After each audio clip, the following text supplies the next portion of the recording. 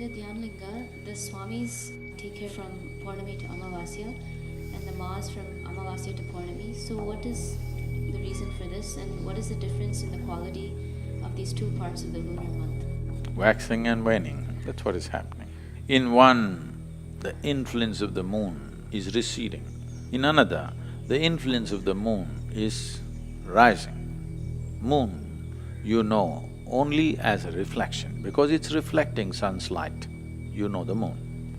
You know the sun because he's burning. In a way, in our experience, it's a product of the sun. Not only in our experience, some scientific theories say, it is the solar material which flew out in the spin and became all these planets and satellites and whatever.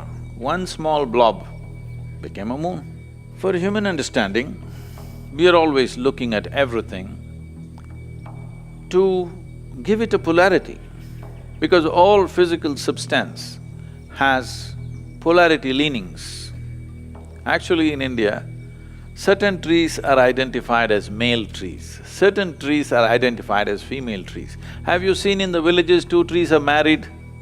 In the villages, young girls go and worship these trees when they want to get married. Two trees get married, entire village attends the wedding. People saw this is a masculine tree, this is a feminine tree because of certain types of inclinations in the tree. So similarly, when they looked at the sun, they saw him as masculine, they saw the moon as feminine. This is not some rural mind's mishap. This is a reality.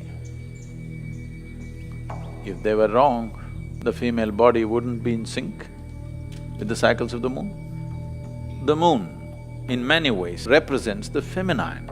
If you are male, the problem with you is you're looking towards the female. If you are female, the problem with you, you're looking towards the male, because in some way it's not there in you. If you are male, we want the feminine to rise within you. If you are female, we want the masculine to rise within you. This is not to distort nature, but to even out nature. We call Adiyogi, Shiva, the ultimate man, not because he is super macho, he is, but because one half of him is woman. That's why he is the ultimate man. So the effort is to make you into that ultimate piece of human being who carries masculine and feminine in equal proportions within you. And you are able to conduct life in a very balanced way because these two things are equally there within you. If you're masculine, you don't have the feminine. If you're feminine, you don't have the masculine. In how many ways human beings are suffering because of this absence? So the idea of creating that in the Dhyanlinga temple is not just for those periods, it's established like that. That if you are there in its presence, slowly you will see after some time, you are quite fine. If you look at a woman, you can simply look at her like you look at everything else in the world, which you did when you were a child. The moment you got chemically poisoned, you lost that ability to simply look at another human being as human being. Every small bump in the body became some great world by itself. Every little something became so big simply because you distort it. So to settle that distortion, because it's such a powerful energy field, if it becomes too masculine or too feminine, then it will take people in a different way.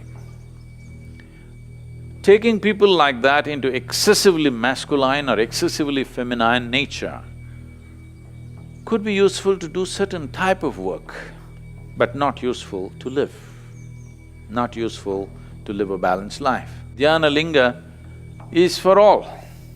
All processes that happen there are wide open because of that.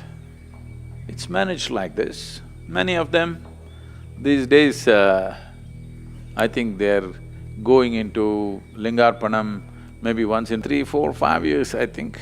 I've read a lot of hundreds of sharings of how they felt, hundreds and hundreds of experiences which made them feel something that would have never happened to them anywhere else. What happened to them was on one level. The masculine and the feminine within you got evened out. It's equal. If the masculine and feminine is in equal proportion, then only both will dare to be full-fledged. When both are full-fledged, you are a full-on life.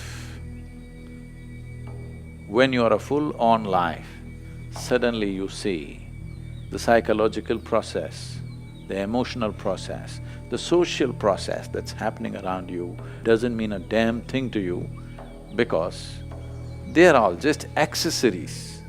People need accessories when they're not full-fledged.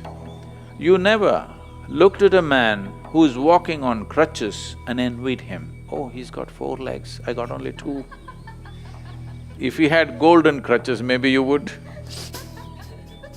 So it evens you out so that this is full-fledged. When this is full-fledged, you don't care what somebody has because being alive is better than anything else.